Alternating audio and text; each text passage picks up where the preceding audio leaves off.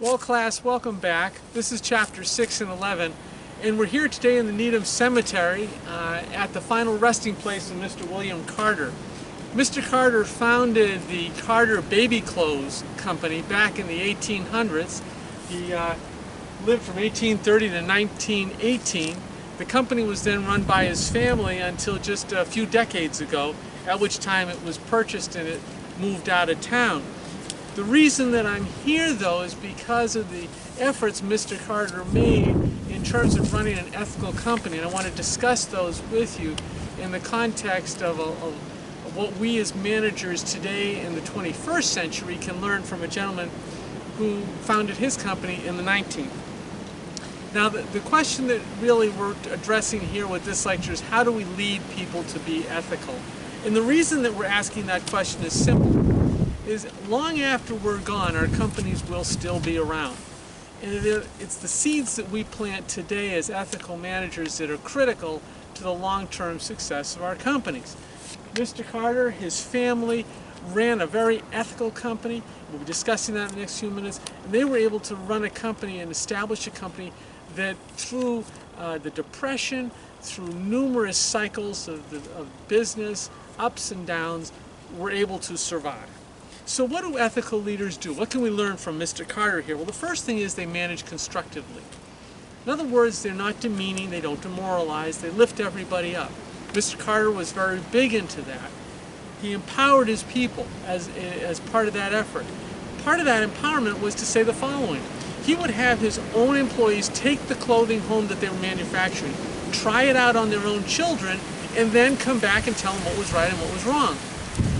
He also had them use their own children as models. In other words, saying these clothes are so good that we, as the very manufacturers, we let our children utilize them. That made every employee a marketer for his company. And that was part of his effort to communicate.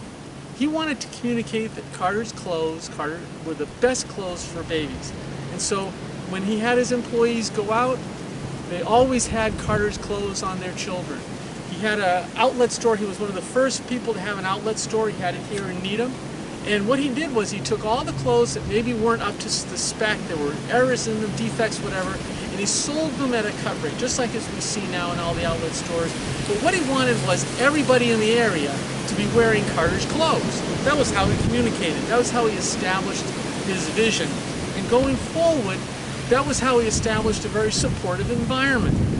To this very day, I meet people. When I tell them I'm from Needham, right, and I once had an aunt that worked in the Carter's factory, matter of fact, several aunts, they'll tell me stories about how they went to a department store like Macy's or something like that, and they bought Carter's clothes for their children because they heard that they were so good. So what did Mr. Carter do in terms of establishing his company and running his company so that in the long run, and we're talking about a company that lasted on its own more than 150 years, what did he do? Well, the first thing was he thought very holistically. Okay? By that I meant the following. He looked at not only what his employees were doing, he looked at where the goods that he was going to use came from. He had his fingers, so to speak, in every single aspect of the case. Nothing was too small for him not to get involved in it. And in that regard, it leads us to the next one. He used his experience and his knowledge to run the company ethically. And you should never be afraid to learn or use both your experience and your knowledge. Always be learning, that's what I was going to say. Always be learning, but never be afraid to use both together. He was also a man of very strong principles and conviction. In the community that he lived and now resides permanently, he made sure that he was bringing everybody up. Now, what do I mean by that? What do I mean by this idea of strong principles?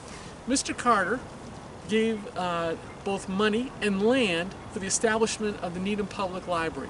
He endowed it so that as it started out, it would be firmly established within the community.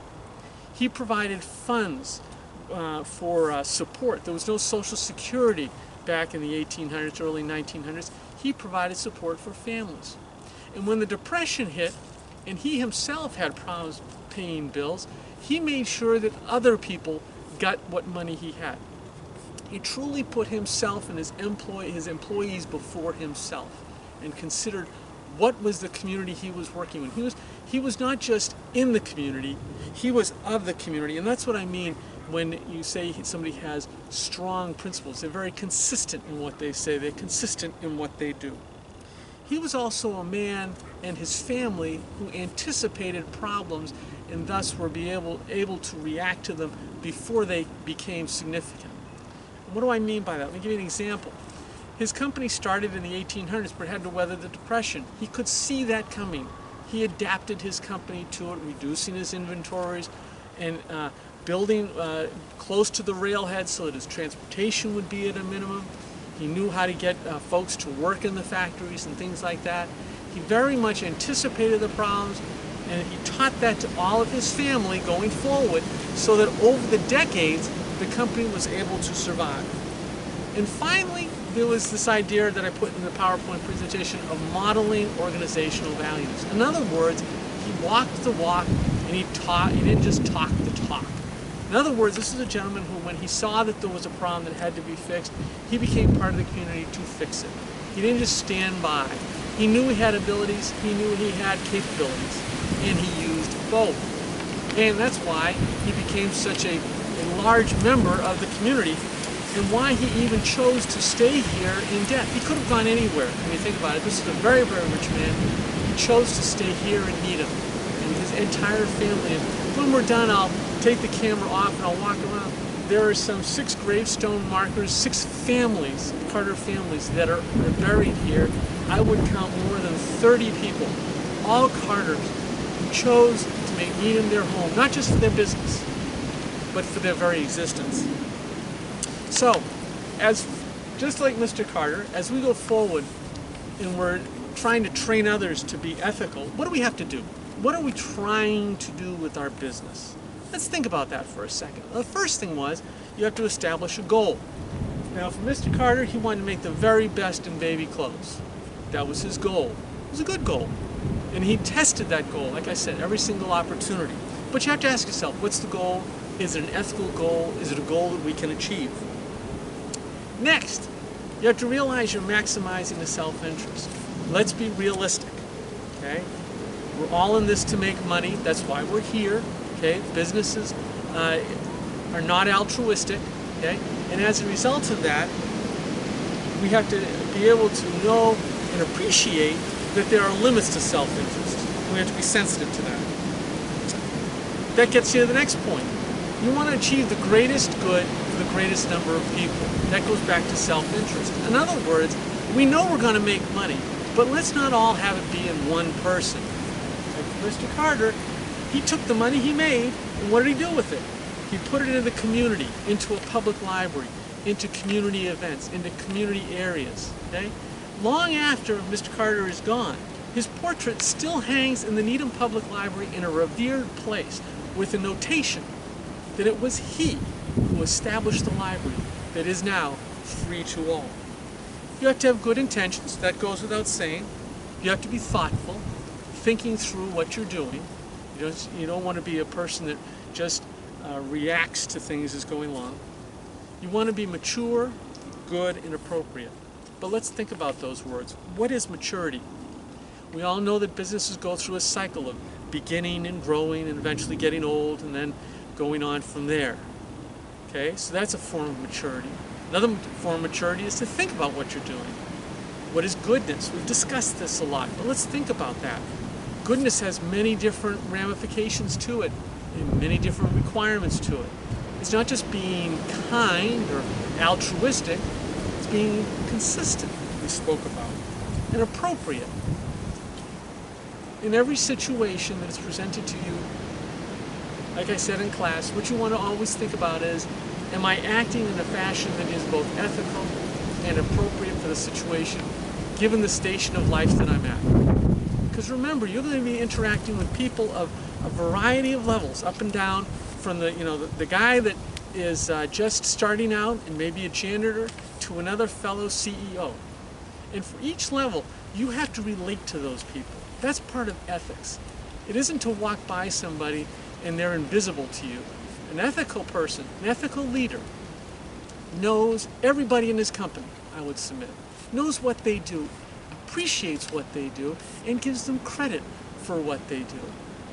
I remember once, a little anecdote here, I was working, and the fellow that cleans up late at night came by, and we were talking, and then after a while I had to go back and do some work, some legal work, and he looked at me and he said, "Thank you for talking to me, because, you know," he says, "to everybody else I'm invisible." Okay? That is not the mark of an ethical company, that somebody in it thinks they're invisible. Everybody in your company, no matter what their level, has a worth to that company as an individual and as a worker. An ethical leader appreciates that. An ethical company appreciates that. Nobody is invisible. And then this was something we discussed in class.